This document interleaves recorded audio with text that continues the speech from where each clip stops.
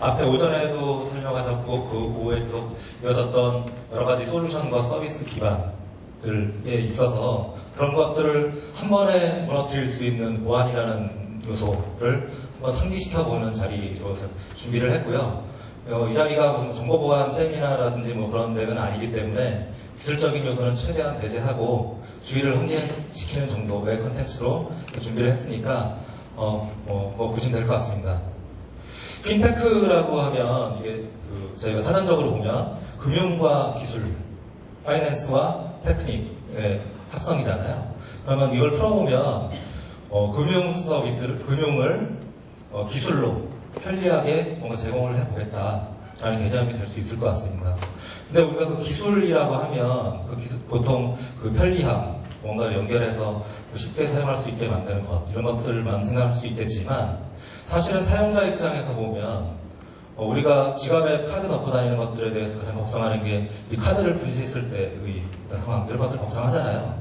마찬가지로 그 기술에 있어서 사용자 입장에서는 편리함도 중요하지만 그것보다 마음속에 더 중요한 것들은 스마트폰을 예를 들어서 분실했을 때 또는 이 앱이 지금 서비스가 되고 있는데 해킹되지는 않을까 이런 보안적인 요소에 대한 고민도 저는 굉장히 많이 하고 있다라는 겁니다. 그리고 실제로 서비스를 제공하시려는 사업자적인 측면에서 봤을 때 사용자의 이런 불안감을 사실은 좀 빨리 종식시키는 이런 것들이 좀 있어야 우리의 사업도 좀 더 빨리 커질 수 있을 것 같고요. 그런 반대로 보안 사고라든지 이런 것들이 났을 때 서비스 전체가 하루 일순간에 무너지는 사례도 있습니다. 실제 해외에도 그런 사례가 있었고요. 그래서 국내에서 나오지 말라는 법은 없습니다. 네, 이 부분은 많이 보셨던 자료일 것 같은데요. 저희가 이 스마트 금융하면 우리가 보통 이제 모바일을 많이 얘기하게 되는데 사실 모바일만 해당되는 건 아니지만 오늘은 사용자 손에 들려있는 그 디바이스 단에서의 보안을 얘기를 좀 해보도록 하겠습니다. 이 통계는 모건 스탠리가 리서치에서 예전에 몇 년 전에 조사했던 통계인데요. 보시면 그 PC의 사용률과 그 스마트폰 또는 스마트 디바이스의 사용률 통계를 조사한 건데 2012년도 딱 들어서면서 PC보다 스마트 디바이스의 사용자가 그 수가 앞지른 걸 볼 수 있습니다. 그렇기 때문에 당연히 스마트 금융 이런 거 하면 핸드폰이라든지 모바일 디바이스 들고 다니는 디바이스에서 뭔가 서비스들이 등장하기 시작한 거죠. 당연히 앞에 통계에 뒷받침해서 가트너의 통계 자료인데요. 그래프에서 보시다시피 제가 금액을 말씀 안 드려도 모바일 결제 시장이 굉장히 폭증하고 있습니다. 앞으로 더 늘어날 것 같고요. 굉장히 큰 시장이기 때문에 우리나라에서도 모바일 결제, 스마트 금융, 핀테크를 얘기를 하고 있는 것 같습니다. 그래서 국내의 전자뱅킹 추세도 저희가 좀 보면 한국은행 자료이고요. 밑에 그 위에 있는 것들이 전체 PC 기반의 뱅킹이라고 하면 그거 대비해서 전체 금융에서 보시면 모바일 기반의 거래들이 점점 늘고 있는 것을 알 수 있습니다. 해외 중국 같은 경우는 거의 이제 모바일로 많이 하시잖아요. 그래서 우리나라도 점점 스마트폰, 스마트 디바이스 기반의 거래들이 늘어날 것이다 라는 전망이 있습니다. 근데 문제 이렇게 이 시장의 전망이 좋고 여러 사용량도 늘고 있는데 이 서비스, 우리의 서비스를 한순간에 망가뜨릴 수 있는 보안 문제를 짚고 나가지 않을 수 없고요. 네, 이 동영상이 좀 되나보겠네요.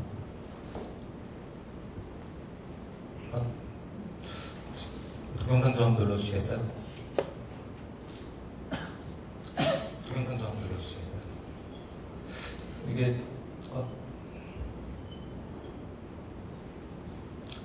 마우스로 눌러주셔야 되는데.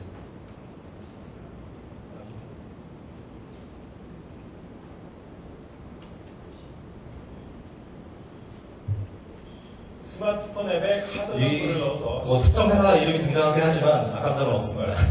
이 뉴스를 아마 보셨을 것 같은데요. 도입됐습니다. 그런데 스마트폰 사용자들이 해킹을 당해 앱카드로 6천만 원이 부정 결제되는 피해를 입었습니다. 이진성 기자가 보도합니다. 이게 얼마 전에 삼성 앱카드 실물 신용카드 없이 사실은 다른 앱카드도 결제할 수 있는 앱카드 마찬가지였습니다. 도입된 지 8개월 만에 하루 평균 결제액이 100억 원을 넘을 정도로 인기를 끌고 있습니다. 특히 삼성 앱카드는 스마트폰 안에 카드 번호를 저장하지 않아 보안성이 높다고 자랑해왔습니다. 그런데 삼성 앱카드 이용자 50여 명이 해킹당해 6천만 원의 피해를 봤습니다. 해킹 수법은 스미싱. 해커 일당이 보낸 문자에 네, 뭐 그렇게 사고가 났고요. 사실은 이 당시에 삼성카드가 처음으로 이제 시황 케이스라는 뉴스에 나온 케이스인데 사실은 삼성카드 말고도 다른 앱카드들도 상황은 마찬가지였습니다. 뭐 해킹에 의한 것이었고요. 서비스 보안을 잘못 설계한 대표적인 케이스가 되었을 것 같습니다. 그 밖에도 우리 스마트 금융과 관련된 보안 사고 기사 찾아보시면 굉장히 많이 나옵니다.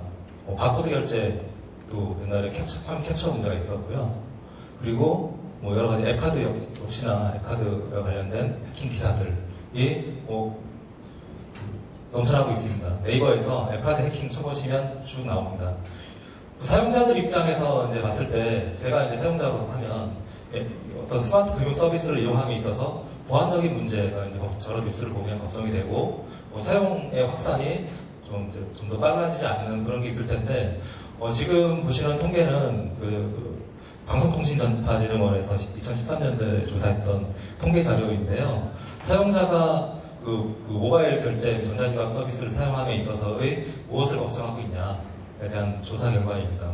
설치 과정이 복잡하다, 휴대전화를 잊어버리는 게 걱정이 된다 등등 여러 가지가 있는데 그 중에 50%가 넘는 굉장히 많은 수의 상위권을 차지하고 있는 우려들이 휴대전화를 카드에다가 카드 정보 넣는 것이 불안하다, 분실하는 것이 불안하다, 해킹을 당할까봐 불안하다라는 것입니다. 그래서 가장 큰 사용자가 이런 서비스들을 이용함에 있어서 서비스가 편리하지 않다라는 것도 이슈지만 보안에 대해서 좀 걱정이다라는 것들도 굉장히 큰 이슈일 수밖에 없고요. 그럴 수밖에 없는 게 앞에 보셨던 그런 기사들, 실제 사고 사례들이 이제 보도가 되고 있기 때문에 그런 것 같습니다. 그럼 실제 이제 위협들을 좀 살펴보면 저희가 서비스를 기술적으로 좀 보면은요, 전통적으로는 예전에 웹 HTML5로 서비스를 하다가 이제 네이티브 앱 프로그램을 모바일 디바이스에 설치하는 형태의 금융 서비스로 왔다가 최근에 이제 3세대로 오면서 인증을 기존에는 패스코드 같은 것들을 넣는 패스워드 넣는 인증 방식이었지만 지금은 지문 인식이라든지 다양한 얼굴 인식이라든지 다양한 것들을 시도하는 것으로 넘어오고 있습니다. 근데 문제는 기술적으로 봤을 때 3세대로 오면서 어떤 게 중요해지냐면 사용자 지문 인식이라든지 얼굴 인식 다 좋은데 그런 것들은 결국은 여러분들이 설치한 소프트웨어 안에서 처리가 되고 해커는 그 안에 있는 지문 인식 이런 로직들을 변경하거나 해킹해서 어떤 지문을 찍어도 다 작동하도록 만들어낼 수 있는 일들이 가능하다라는 거죠. 인증 수단이 앞쪽 사용자 단으로 넘어오고 편해지면서 해커 입장에서 이제 여러 가지 시도해 볼 수 있는 공격은 굉장히 많습니다. 그래서 실제 해외에 나와 있는 통계들을 좀 보면은요, 위에 있는 것들이 이제 전통적인 웹에 대한 취약점인데 33%의 취약점이 웹 취약점이다라는 것, 그리고 오른쪽도 웹 취약점에 대한 내용이고요.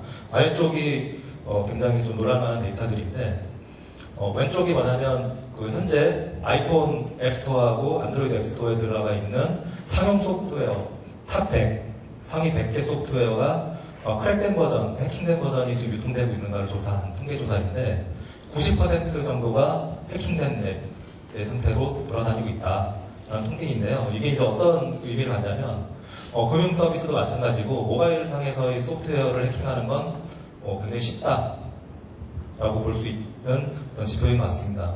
실제로 앞에 설명드린 것에 대한 자세한 설명인데요. 제일 아래쪽에 있는 통계를 보시면 파이낸스 모바일 앱만 저희가 미국에 있는 것들을 따로 조사를 해봤는데 iOS 쪽에서 서비스한 24%, 안드로이드 54% 정도가 그러니까 해킹이 가능한 버전의 금융 앱이었다라는 통계 조사가 있습니다.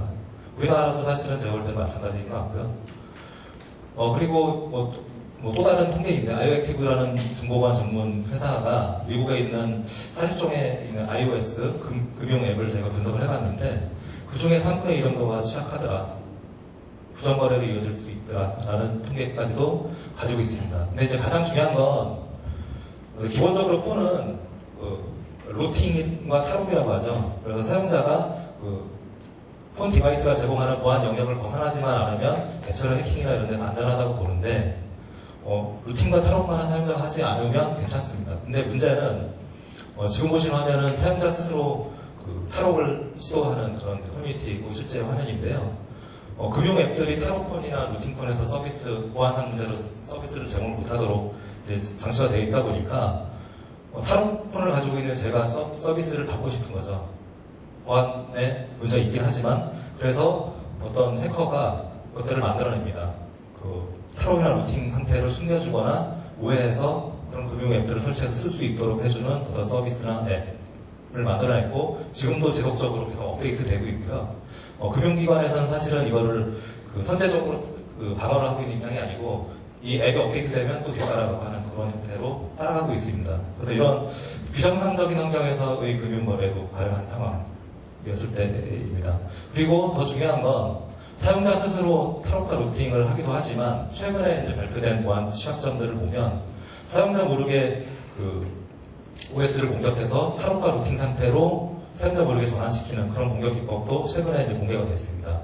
그리고 최근에 뉴스 보셔서 잘 아시는 RCS라고 아시죠? 도청하는 우리 국정원에서도 구매했다는 그 소프트웨어 그게 기술적인 정보가 오픈이 되면서 공격 기법들이 굉장히 고급화되고 다양해졌습니다. 그래서 좀 위험하고요. 저희가 여러 가지 애플리케이션 상에서의 리스크들이 있는데 사용자 입장에서는 가장 중요한 게 이 디바이스에 설치해 놓은 카드 정보라든지 뭐 이런 게 가장 중요한 정보일 거고 서비스를 제공하는 금융기관 입장에서는 그 안에 데이터에 대한 유출 그리고 설치된 앱카드라든지 서비스하는 금융 서비스를 제공하는 이 프로그램에 대한 크랙을 통해서 그 안에서 어떤 부정거래를 일으키는 사례 이런 것들이 가장 걱정일 겁니다. 실제로 다양한 위협들이 있는데요. 기술적으로는 여러 가지가 있지만 크게 두 가지입니다. 개발할 때 처음부터 취약점이 없도록 잘 개발하는 것이 있고 프로그램이 사용자에게 설치되고 나서 크랙되지 않도록, 해킹되지 않도록 방어해야 되는 요소들, 메모리 해킹이라든지 키보드 보안이라든지 이런 영역들이 있습니다. 그래서 이것들이 여러 가지 이제 기술 요소들이 있지만 그 중에서 지금 우리가 고려를 해봐야 될 것 중에 가장 큰 게 뭐냐면 이런 상황인 거죠. 우리가 회사에서 어떤 앱카드를 개발해서 보안 취약점이 없는 상태임을 확인하고 시장에 사용자에게 배포를 했습니다. 근데 해커에 의해서 안전했던 그 앱이 다시 취약점을 내재하는 상태로 변경이 되는 것. 실제로 가능하다는 거고 그게 앞에 보여드렸던 여러 가지 통계들이 그런 것들을 얘기하고 있는 거거든요. 그래서 전문가 이제 이쪽 보안 쪽에 소프트웨어를 다루는 전문가 집단들에서 권고하고 있는 것들이 최근에 공통적으로 하고 있는 것들이 이것입니다. 제일 위에 있는 게 이제 OWASP라는 단체는 국제적으로 소프트웨어 보안과 관련 있는 가장 이제 맥락 있는 민간 단체인데요. 여기에서 설치된 소프트웨어, 바이너리에 대한 보호가 많이 미흡한 것이 발견됐으니까 이것에 대한 강화가 필요하다. 두 번째로 다른 가터나라든지 스위스텔 같은 회사나 컨설팅 회사들도 똑같은 문제들을 지적하고 이게 가장 큰 현재의 문제점들이다라고 얘기를 하고 있습니다. 그래서 앞에 설명드렸던 OWASP가 매년에 한 번씩 탑10 취약점을 발표를 하고 있는데요. 이 자료는 뭐냐면 탑10이라 하면 현재 여러분들이 사용하고 계시는 모바일 디바이스 상에 설치된 앱들에 있어서 가장 위협이 되는 10가지 취약점들, 가장 많이 발생하는 것 10가지를 발표하는 건데 2014년도 들어서 기존에 없던 게 새로이 등장합니다. 10번째가 뭐냐면 설치된 앱이 해커에 의해서 공격을 받아서 불안전한 상태로 바뀌는 것, 바이너리 보호라고 얘기하는데요. 그리고 그것들이 굉장히 취약하다라고 나와 있습니다. 실제로 금융 제가 오늘 통계로 갖고 오진 않았지만 현재 전 세계적으로 배포된 금융 앱들을 취약점을 조사한 통계가 있는데 10번째 항목하고 첫 번째 항목 이게 가장 큰 수를 차지하고 있습니다. 네, 그래서 이런 것들을 기술적으로 방어하기 위해서는 제가 이 자리에서 기술적으로 자세히 설명할 필요까지는 없을 것 같고요. 가장 큰 건 이겁니다. 설치된 앱이 우리가 금융기관에서 배포한 앱의 상태가 맞는지를 실행할 때 본인 스스로 증명하고 본인 스스로 안전함을 증명할 수 있는 기능을 탑재하는 기술들이 현재 나와 있고요. 그리고 해커가 그런 공격들을 시도하기 위해서 메모리를 해킹한다든지 디버깅을 한다든지 앱을 여러 가지로 분석을 해본다든지 여러 가지 시도를 할 수 있는데 그런 것들을 사전에 차단할 수 있는 난도파라든지 암호화 기술들 뭐 이런 것들도 현재 나와 있습니다. 그래서 국내 금융기관들은 이런 것들을 지금 적용을 하고 있는데 문제는 고급 기술들을 적용을 좀 하셨어야 되는데 많은 금융기관들이 비용의 문제로 제가 사실은 분석을 해도 하루 정도면 분석할 수 있는 상태의 기술들을 적용하고 있는 금융기관들이 상당히 많은 것은 좀 안타까운 부분이고요. 그래서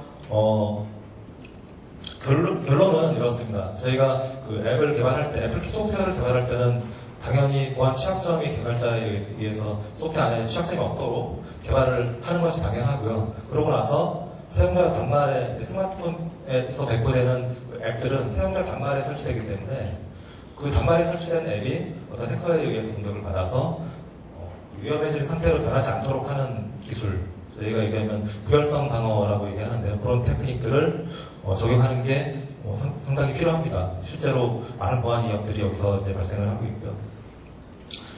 마지막으로 결론부터 말씀드리면 뒤에 기술적으로 말씀드렸지만 현재 앞에 설명드렸던 여러 가지 그 공격 사례라든지 현재 일어나고 있는 공격 기법들이라든지 이런 것들은 사용자의 디바이스에 일단 앱이 설치되는 이상은 어떤 형태로든 공격자에 의해서 공격을 받을 수 있고 실제로 받을 수 있기 때문에 다양한 그 애플리케이션 자체를 지켜낼 수 있는 기술을 적용하는 것이 맞다라는 게 오늘의 내 결론인 것 같습니다.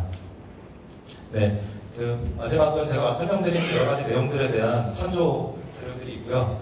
더 궁금하신 사항 있으시면 참조 자료를 참조하시면 될 것 같습니다. 예, 제가 좀 빨리 끝내보려고 노력했는데 네, 빨리 끝난 것 같습니다. 네, 안전하게 돌아가시고요. 오늘 수고하셨습니다. 감사합니다.